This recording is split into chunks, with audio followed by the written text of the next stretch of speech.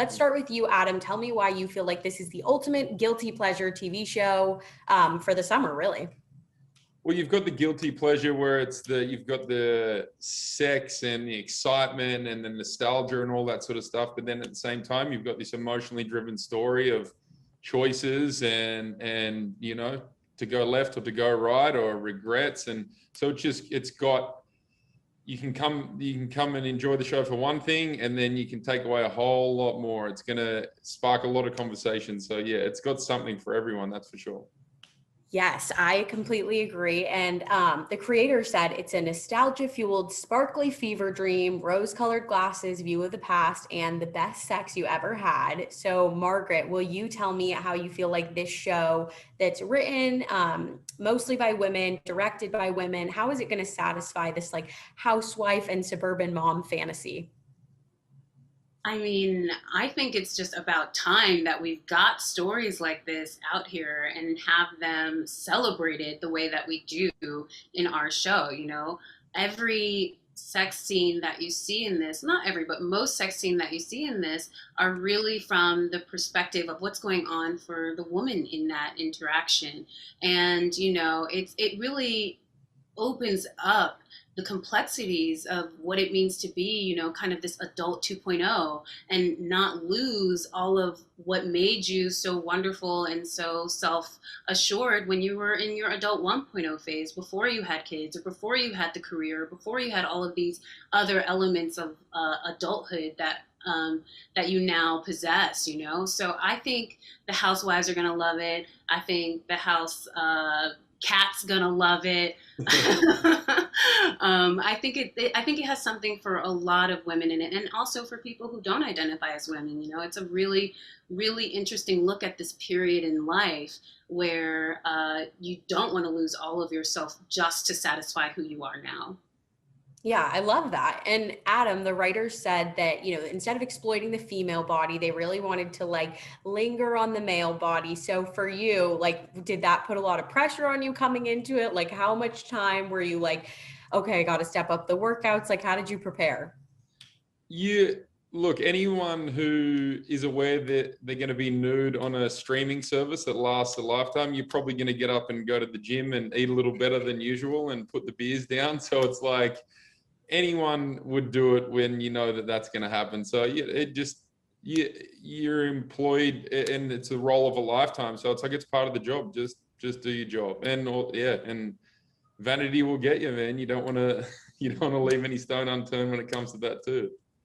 And you definitely have to get creative in the middle of a pandemic when so many things are shut down, like the gyms. Yeah. It wasn't great timing for that, but yeah. Anyway. Yeah, but you found a way. And for both of you, I mean, oh my gosh, there's so many crazy scenes in this show. Can you each let me know what you feel like the craziest, most wild scene to shoot was for you? Margaret? Oh, I'll have to think on that. The craziest, wildest of all of those wild, crazy scenes? I mean, outside of the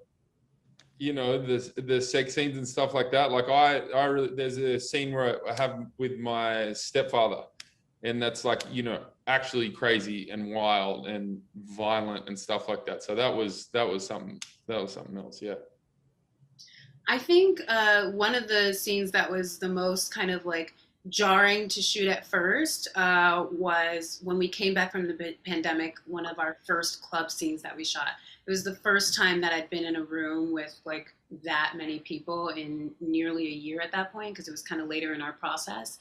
And yeah, so that was a bit of a culture shock for me, just being around that many people in the middle of a pandemic. But thankfully, everyone is tested out the wazoo throughout our process.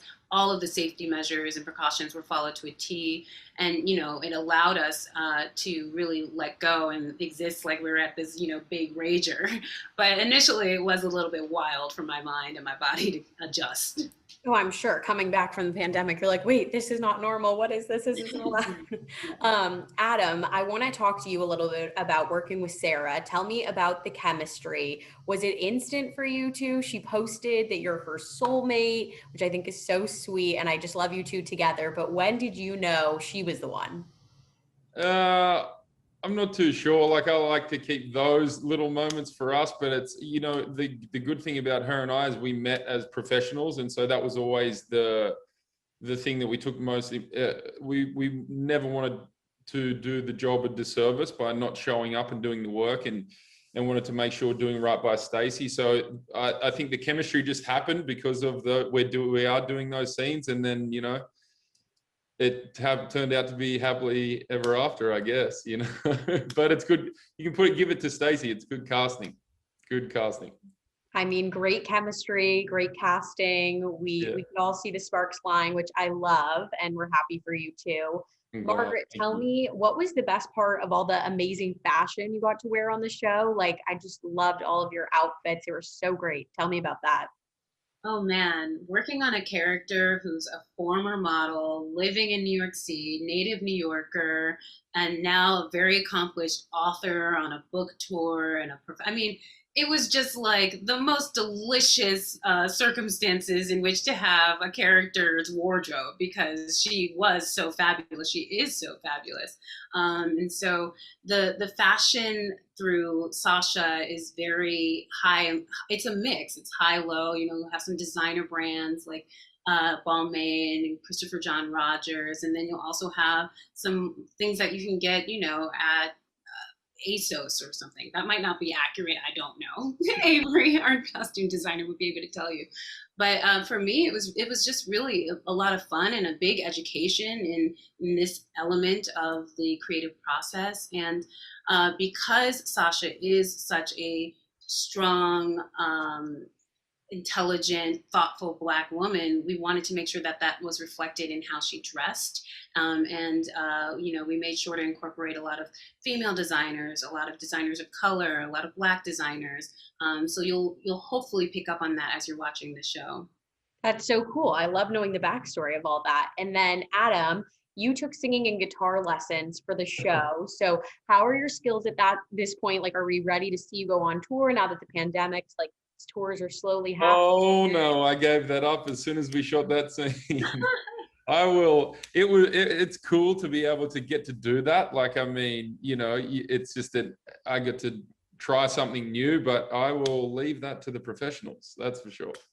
I have to say there was no acting required in that scene because, you know, he'd been going off to do these rehearsals separate from where we rehearsed and all of that. And after all these months walking in and just hearing his skills in this whole new way after knowing him for almost a year at that point, I mean, no acting required. It was just all joy listening and letting it wash over you. It was fantastic. I love it. Well, congrats to you both. I think the show is going to be huge. So I'm so excited for what's to come and appreciate your time today.